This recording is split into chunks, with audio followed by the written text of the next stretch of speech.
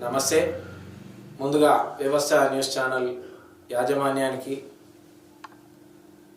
ఈ యొక్క ఇంటర్వ్యూకు నన్ను ఆహ్వానించి నా యొక్క ఇంటర్వ్యూను తీసుకున్నందుకు వ్యవస్థ న్యూస్ ఛానల్ యాజమాన్యానికి కానీ అదేవిధంగా అంబాల మల్లేష్ విష్ణు గారులకు ప్రత్యేకమైనటువంటి ధన్యవాదాలు, కృతజ్ఞతలు తెలియజేస్తా ఉన్నాను.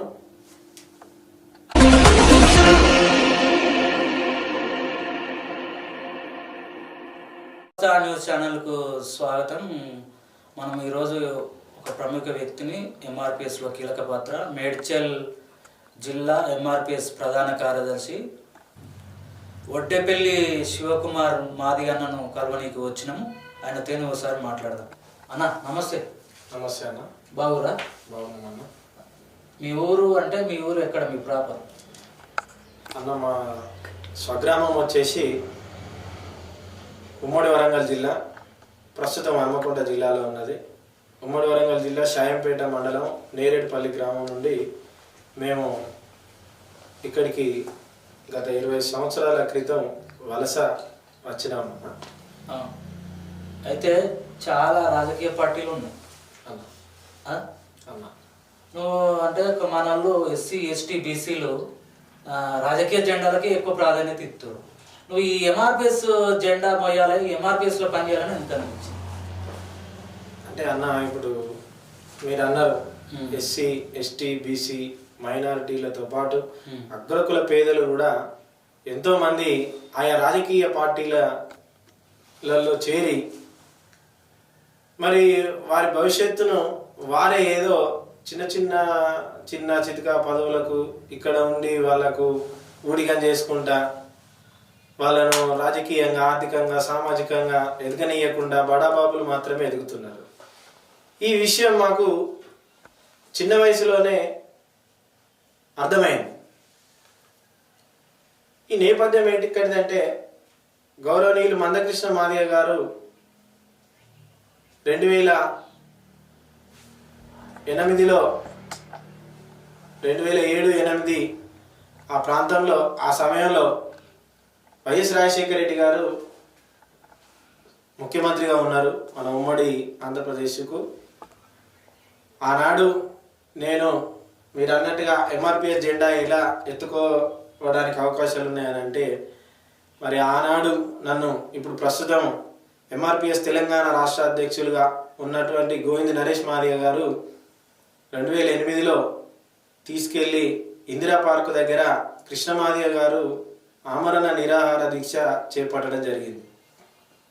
ఆ నిరాహార దీక్ష పెన్షన్ల కొరకు, వికలాంగుల పెన్షన్లు పెంపు కొరకై ఆ దీక్షను చేపట్టడం జరిగింది. ఆ దీక్షలో భాగంగా ఈ గోవింద్ నరేష్ మాదిగ గారు నన్ను మీరు రావాలి ఖచ్చితంగా. నేను అప్పుడు ఇంటర్మీడియట్ ప్రథమ సంవత్సరం చదువుతా ఉన్నాను.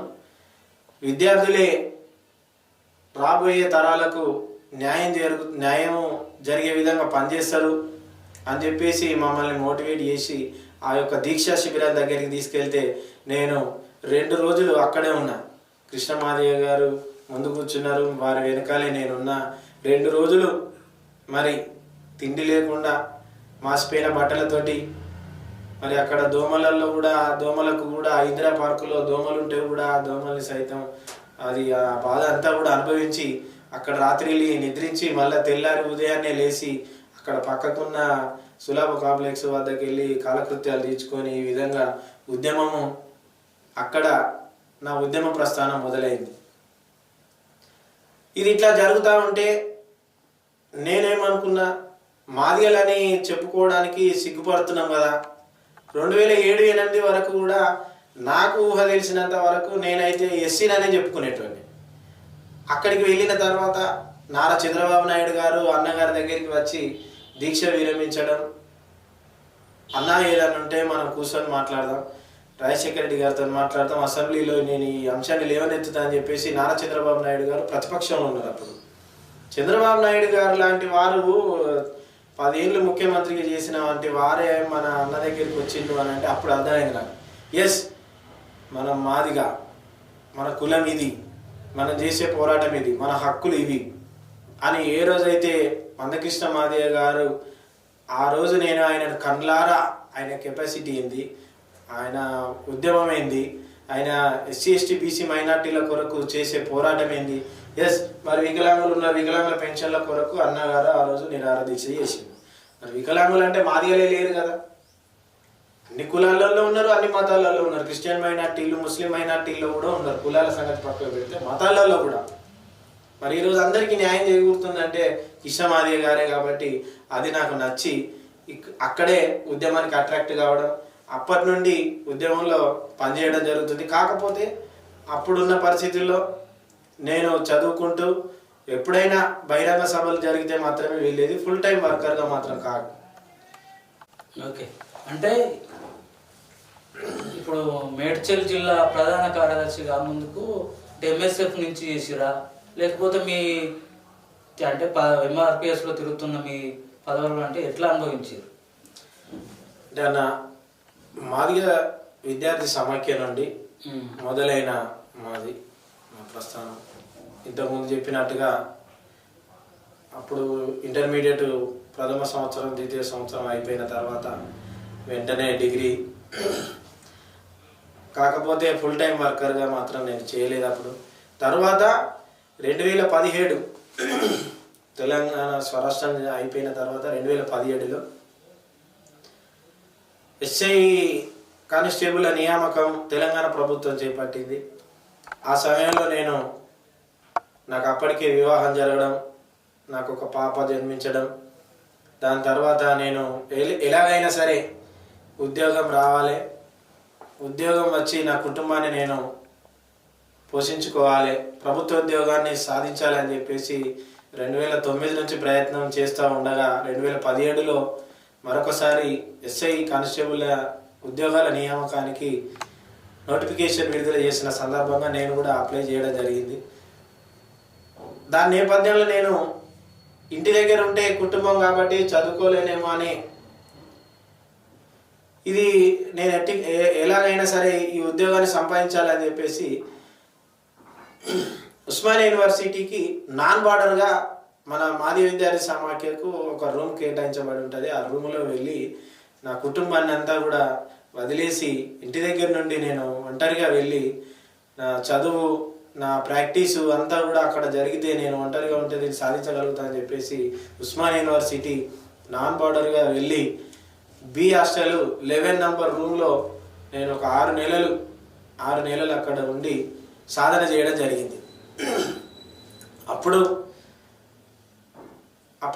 కల్వకుంట్ల చంద్రశేఖరరావు గారు ముఖ్యమంత్రిగా ఉండడం, అన్నగారు చేస్తున్న పోరాటం ఎస్సీ ఏబిసిడి వర్గీకరణ, ఎస్సీ రిజర్వేషన్ల వర్గీకరణ కొరకు చేస్తున్న పోరాటంలో భాగంగా ఎన్నో అంతరాలు ఎదుర్కొంటున్న మందకృష్ణ మాదిగ గారిని 2 పర్యాయాలు, నేను అక్కడ ఉన్న 6 నెలల్లోనే 2 పర్యాయాలు గౌరవనీయులు మందకృష్ణ మాదిగ గారిని అనేక రకమైన కేసులు పెట్టి జైలుకు పంపించడం జరిగింది. నేను అక్కడే ఉన్న ఉద్యమాలు ఏ విధంగా జరుగుతాయి, ఉద్యమాలను ఎట్లా పురుడు పోసుకోవాలనేది ఉస్మానియా యూనివర్సిటీ కేంద్రంగా అక్కడ ఉన్న అంతకు ముందే నేను అన్నగారితో కూర్చున్న ఆ గతంలో కూర్చున్న ఆ నిరాహార దీక్ష అది కూడా నాకు మైండ్లో తలిగి ఇదంతా ఉద్యమ భావజాలాన్ని నాలో ప్రేరేపించి ఈ ఉద్యమానికి ఫుల్ టైం వర్కర్గా 2017 నుండి నన్ను మాదిగ విద్యార్థి సమాఖ్యగా పరిచయం చేసింది. మరి అక్కడి నుండి మొదలుకొని నేడు ఎంఆర్పిఎస్ మేడ్చల్ జిల్లా ప్రధాన కార్యదర్శిగా బాధ్యతలు నిర్వర్తించే స్థాయికి నన్ను ఈ స్థాయికి తీసుకొచ్చింది.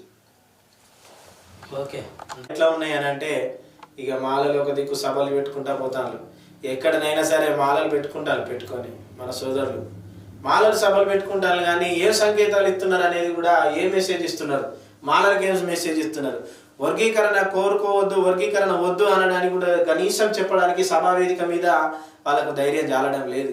మనం ఎంతకాడికి విడదీస్తున్నాం, మనం అంతా కలిసి ఉండాలి, ఐక్యంగా ఉండాలి అని అంటే ఒక్కరు అనుకుంటే కాదు కదా, అందరూ అనుకోవాలి. 57 కులాలు కూడా అనుకోవాలి. ఈరోజు షమీమ్ అఖ్తర్ గారు ఇక్కడ తెలంగాణ రాష్ట్రంలో గౌరవ ముఖ్యమంత్రి రేవంత్ రెడ్డి గారు ఇది మళ్ళీ కూడా ఇటువంటి పరిణామాలు దీనికి ఎదురు కాకూడదని చెప్పేసి జస్టిస్ మాజీ న్యాయమూర్తి, హైకోర్టు మాజీ న్యాయమూర్తి అయినటువంటి జస్టిస్ షమీమ్ అఖ్తర్ గారిని నియమించడం జరిగింది. వారు బహిరంగ విచారణ కొరకు వర్గీకరణ ఏ విధంగా జరిగితే బాగుంటుంది అని చెప్పేసి అన్ని జిల్లాలు తిరుగుతూ ఉన్నారు. మరి మాలలు ఒక్కరు కూడా అక్కడ కనపడడం లేదే. మరి ఈరోజు చూసుకుంటే మొన్న బీఆర్కే భవన్లో అన్ని కులాలు వెళ్తున్నాయి.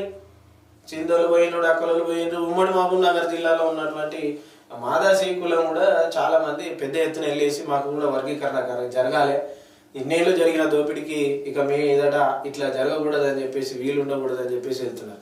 మరి మాలలు ఎక్కడ కనబడటం లేదే నేను అడుగుతా ఉన్నా. మందకృష్ణ మాదిక్ గారు చేసినటువంటి ఉద్యమము న్యాయబద్ధమైన ఉద్యమం. మందకృష్ణ మాదిక్ గారు చేసినటువంటి ఉద్యమము ధర్మబద్ధమైన ఉద్యమం. ధర్మబద్ధమే ఇవాళ ధర్మమే గెలిచింది, అధర్మం ఓడింది. కనుకనే మనకు సుప్రీంకోర్టు ద్వారా మంచి అనుకూలమైన తీర్పు వచ్చింది. దాన్ని రెండు ప్రభుత్వాలు కూడా ముందుకు తీసుకుపోతా ఉన్నాయి. దీన్ని వెంటనే కొనసాగించి వెంటనే అమలు చేయాలని చెప్పేసి కూడా నేను ప్రభుత్వాన్ని కోరుతా ఉన్నాను. ఇచ్చారు మన మాలలకు అందరం ఐక్యమత్యంగా ఉండాలని, ఎంఆర్పిఎస్లో ఇంకా కీలక పాత్ర పోషించి నువ్వు అనేక పదవులు ఆశించాలని మా వ్యవస్థ న్యూస్ ఛానల్కి వచ్చి ఇంత టైం ఇచ్చినందుకు ధన్యవాదాలు. ధన్యవాదాలు.